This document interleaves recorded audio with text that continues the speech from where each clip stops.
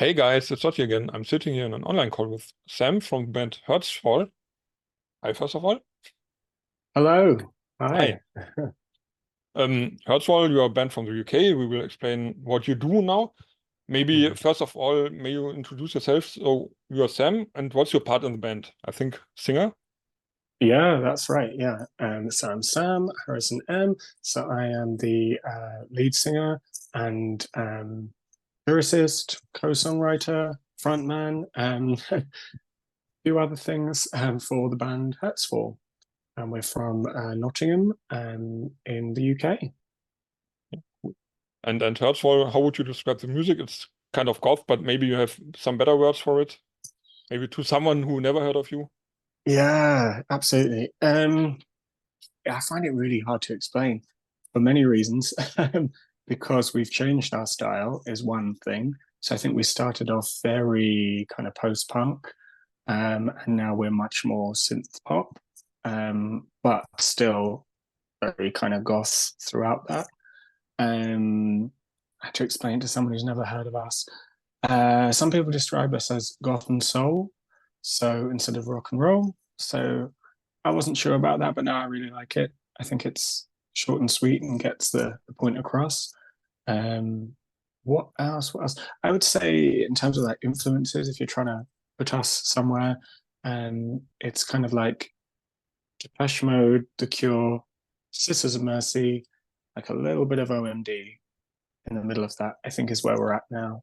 Ah, good. So those are your favorite bands, for example, or do you have some more that would name? Those are probably our biggest influences and kind of our shared favorites, but the three of us, we all have quite different influences as well. We all have different favorites. So, personally, like what I'm listening to right now, I really like Vision Video. I think they're, sounding really fresh on the scene. Then comes Silence as well. I listen to like a lot, like things that you wouldn't expect. Like I like a lot of like poppier stuff, like R&B stuff, like singer-songwriter kind of stuff as well. And there's not much that I don't like music-wise. You know, everybody says, "Oh, I listen to everything." I really do listen to everything. Um, I know yeah. what you mean. In Germany, most people say, I listen to everything but deutscher Schlager, for example. That's where people say, okay, no, no deutscher Schlager.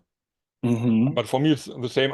I try to be open-minded to every music and see if the music is good or the sound is good, and not what style it is. For sure, we have Yes, preferred styles like post-punk Gothic stuff. Is something we always focus on, but I think it's good to be open-minded. absolutely. And I kind of like artists who are just good at what they do. So whatever it is they do, I can recognize that they are really talented at it and that they put the work in. And yeah, so I'm trying to think of examples. When your mind goes blank, someone asks you something. So like Lana Del Rey, like that's not going to be everybody's cup of tea, as we say in England. It's not everybody's thing. But you can't deny that she has something that is so her, like that's what she's doing, and it comes from a place of artistic expression. You might not like it, but it's there. You know, yeah, I see the same with, thinking of rappers. I'm thinking like Kendrick Lamar. I'm thinking J. Cole. I love the way he tells a story. Um, yeah, so I have a really broad um, taste palette that I kind of dip into for Hurtsfall. That's cool. And I think HURTSFALL is for some years around. I think 2017 or something. Is it like this? Yeah, yeah. I So, remember up on Nightshade, you put up one of our singles on the website, and this will be the end of you, the one we did for Ice Planet Goth or the Trevor Project. I think it was for Darkness Calling in America. So anyway, you put that one up there, and yeah, we've been going since I think it was 2018 that I joined. And it was 2017 that they formed. So a little bit of history there. Mike and Jamie were in a band called the Death Notes. mhm. Um, who some of your listeners and yourself, Frank, you will know, I'm sure. And they got together with a different drummer called Dave, who's now passed away, sadly. He'd been in plenty of other bands before that. And there was another guitarist as well who left quite early on. But anyway, we formed a new band because the chap from the previous band, he just wasn't doing it anymore. I don't really know what happened there. It's before my time. So they put out an ad on Join My Band. We're all familiar with that site, I'm sure. And this was before I'd moved to Nottingham. So the first thing I did, I didn't even have a job or anything. I thought I have to get a band. And so I saw the name. The name was already there, HURTSFALL. Apparently the guys just put words together until they didn't hate it. Their words, not mine. And it was also like trying to not sound like any other band, because, you know, it's a nightmare when you have, you know, I don't know, I can't think of a word, but like something that's very, very common, you know, it's very hard. So there is no other HURTSFALL to this day, as far as I'm aware. Now I've said it, someone's going to make it, aren't they? But yeah, so they put up the ad, they put up some demos on SoundCloud, instrumentals, and they said, as part of the audition, write over this, send it back to us. And one of those songs is Lucid, which is our debut single that first one we ever put out. And it's basically the demo I sent. I mean, we redid it, of course, but in terms of the lyrics, the vocals, the structure, that's what I sent back to them. So that means a lot to me, that song. Yeah, and they didn't like anyone for quite a while. I think it was a whole year they were auditioning, actually. And then it was between me and another guy. They had a vote. It's kind of sounds like X Factor or The Voice or something like that. But Okay. they picked me, and they're happy with their decision. You know, if you ask them today, yeah, the rest is history, as they say. Yeah, cool. And afterwards, I think we had the same problem as many artists that have been on the road. Corona, for example, the pandemic. Probably you were starting right now or right at that moment and going on, and then it hit. So how did you use the time, the pandemic time? Did you write songs as well, or did you wait afterwards? What happens? Yeah, that was a tough time, and I'm sure you've heard this from so many bands you've spoken to. What happened then? We had so much lined up for that year. It was 2020, and we had some really high profile, for us at the time, it felt high profile festivals, support slots. You know, we've been going a couple of years, things were just starting to take off, and then everything closed. And venues closed, bands split up, things closed down, things were cancelled. They weren't even postponed, they were just cancelled. It was a nightmare. So luckily we had a few songs recorded, finished, ready to go. So we just sort of, over time released them. We did our first music video, and we did that socially distant. So we weren't in the same room. We all just sent me, the other guy sent me the bits, and I just edited it together. What else? We also, I think, recorded at least one song remotely. So just in our rooms and with the equipment that we had. What else? I think that was it. And I think that, through that, we did the best we could with what we had. We were going to do, we talked about live shows, a lot of people are live streaming and things like that. Internet, Wi-Fi, people are all playing different times. We didn't want to risk it. We thought we'd rather just wait and we'll come back. And we did. And because we are really a live band, I would say, I like that we're getting much, much better in the studio, and we're finally working towards that debut album. But our focus, it was like getting out there, playing gigs, and yeah. So it was hard to not be doing that, is what I'm trying to say. I know what you mean. Yeah, and you mentioned it, you don't have an album out so far, but you have, I think, plenty of singles. I counted 9, is it right? Or You know better than me. At least at Spotify, I found 9 singles so far. Yes, that sounds Yeah. right to me. Yes, which is almost an album anyway, isn't it? I don't know if all of them will be on it. Most of them probably will, and lots of new ones, or a good handful of new ones at least. But we're re-recording them, which is why it's taking so long, because our styles change so much, and we want them all to sound sort of consistent in the production. So we're re-recording the singles that are already out. I'm sure you know it's a long process to record an album.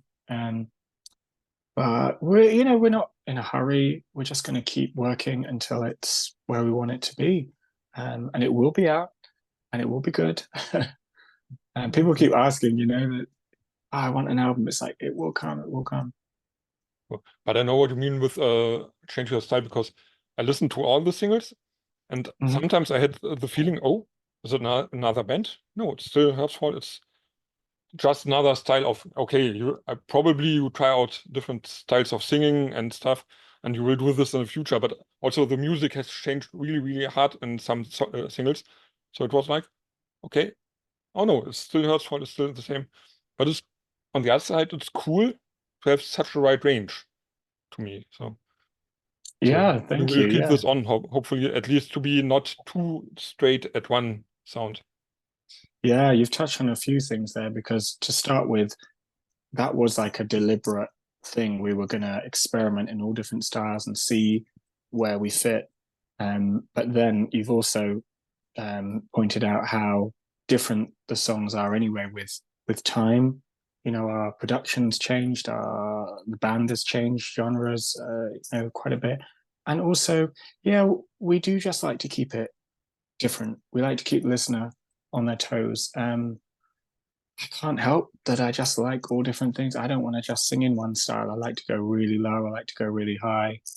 And that's kind of our trademark thing, is taking bits of all different sounds and making it one, we think, original thing, which is HURTSFALL. Yeah. Probably, yes. And maybe we can talk about 2 or 3 songs. You mentioned the first thing was, what was the title?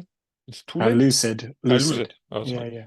Lucid. That's my accent. I know it's me. I'm really bad in titles. I always say it. So most of the titles I want to talk about are written down here or something. But this one, let's take this first, because you mentioned it's the first single and it's important to you. So maybe you can tell me, what is it all about? What is the background, and maybe what do you think touched the other guys about it, that you got the job? Wow, yeah.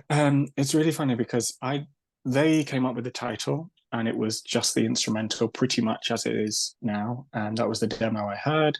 And I didn't know what the word lucid meant. I thought it was like not being aware of things, like more like a dreamlike state, when it's actually more the opposite. It's like, being super focused and, not in that sort of state. So I got it completely wrong. So I wrote the song from completely the wrong perspective. But weirdly, it still works. What is it that touched the others about it? I think I was going for a more, I don't know, safe vocal style, I suppose. For me, it was kind of more straight up goth, even though I do use 2 slightly different ranges in it. It's not as experimental as some of the stuff we've done since. So yeah, I think it was very clear, like, I am going to sing in this Gothic band. I think I fit in nicely for them. And it showed off a bit of range. The song just, I think my lyrics and the melodies and the stylistic choices just really fit the music, and it just felt natural. It just felt right. That was my experience. You have to ask the guys if that's what they thought. Yeah. Maybe next time when we're on tour here in Germany and we do some face-to-face talk, I will ask them. Yes, I would love that. Seriously, it's so funny. I was just in Northern Ireland, and this barista, she was saying, "Oh, you look like you should be in Berlin." So, okay, I know what you mean. That's a compliment, right? Yeah. Cool. And another song we can talk about, because I think it's your most successful, at least at Spotify. And this I have written down, is 12 Long Years. So Yes. from which period is it, and what was the background of this one? Yeah, so that was our third single. You're absolutely right. It's our biggest song. I think it's the song that I'm probably going to have to sing every time I go on stage for the rest of my life. And I'm not mad about that, actually. That's a good life, if that's the case. So yeah, it's had over 15,000 Spotify plays alone. It's done quite well on the other platforms too. That was our third single, which we put out. We must have put it out in the middle of the pandemic at some point. We recorded 3 songs to start with, so that was the third one. It's really funny. I thought it wasn't the best out of the 3. I honestly thought it was the weakest. It was just a bit of fun. It was almost like we'd been listening to too much Sisters of Mercy, and we just needed to get it out of our system, just have a bit of fun. And it was almost like a parody, almost, not quite. I still think it's a great song, but it was leaning that way. And then I listened back, I was like, yeah, that's great. Yeah, it'll be fine. Just put it out. It's now taken on a life of its own. You know, everybody loves it when we play it live, people who haven't even heard it before. And they always say, oh, I want a CD of that song, that last song, 12 Long Years. It's like, it's coming, it's coming. Yeah, I don't even know. That's one of those,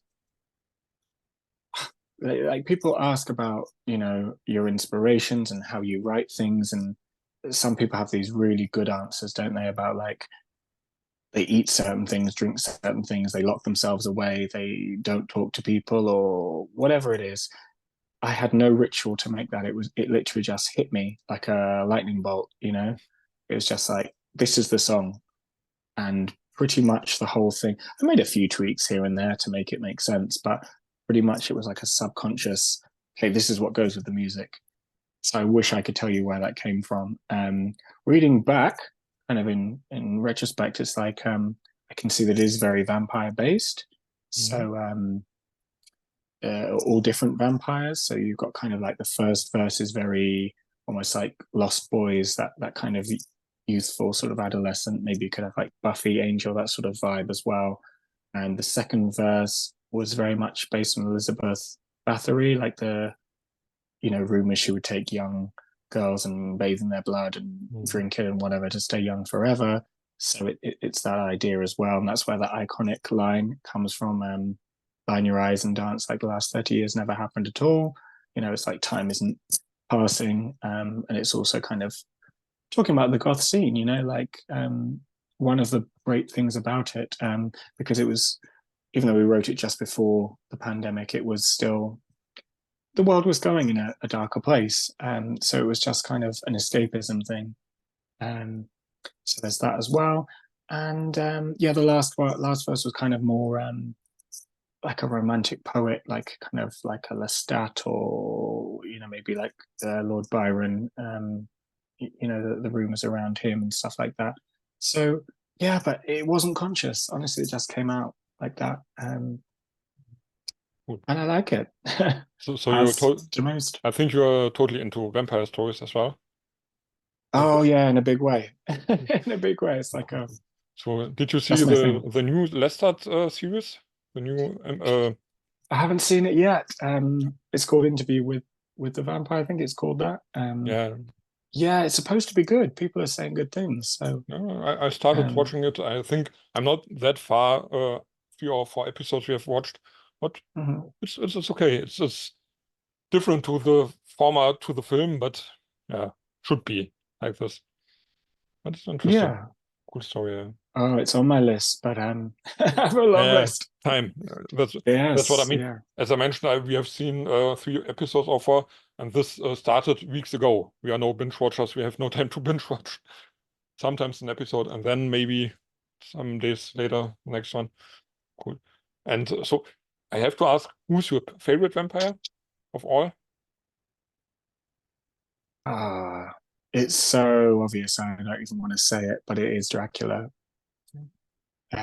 Because that story is just so iconic. Like the amount of times they've picked it apart, but it still just feels right. There's almost like a ritual to it. Like, you know what's going to happen, but you still want to watch it.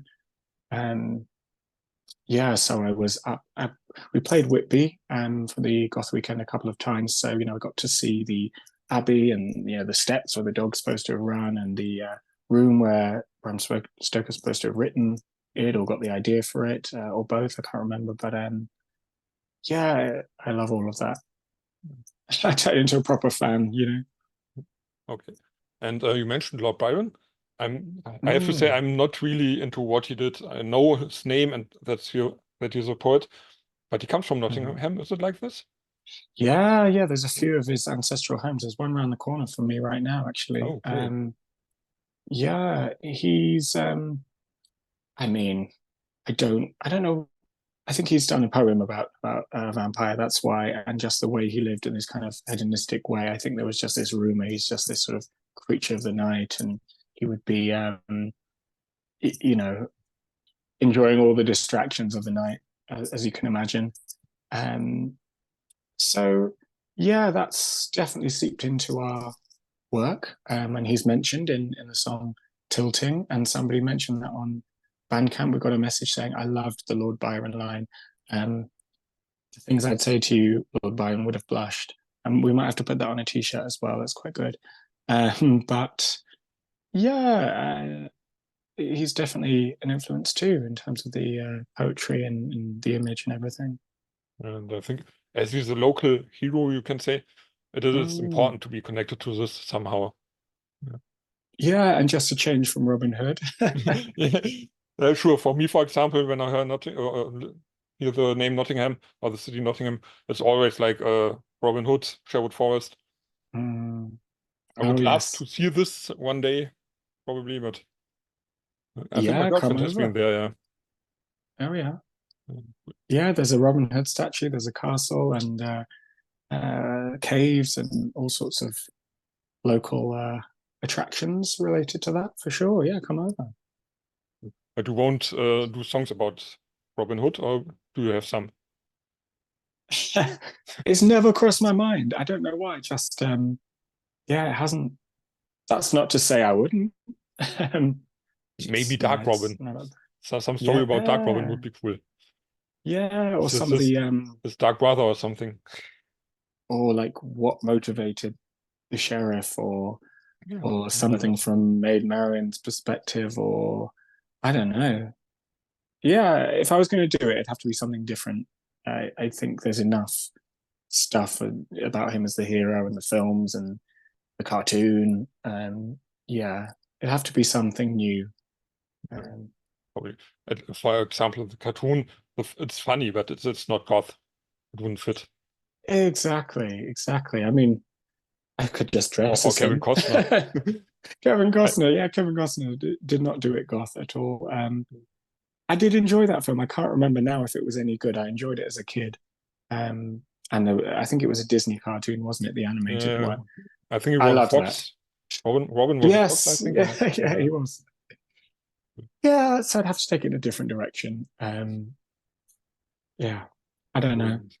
It has to be authentic. I have to be inspired. I wouldn't want to like go out and like I have to make something Robin Hood because we're from Nottingham. Like, nah. I know what you mean, but maybe I have inspired you, and one day there will be a cool song about it. Would be great. You've planted the seed. Yes, yeah. It might happen.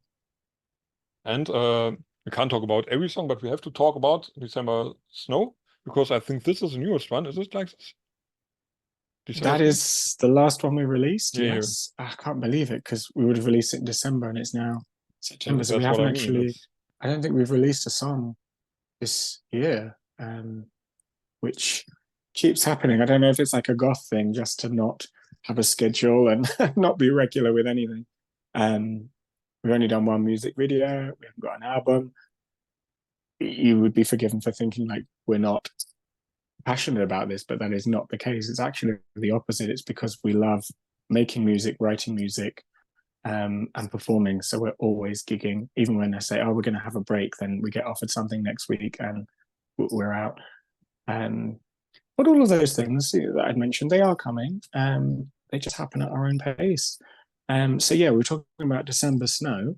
We might do a Christmas album at some point. Who knows?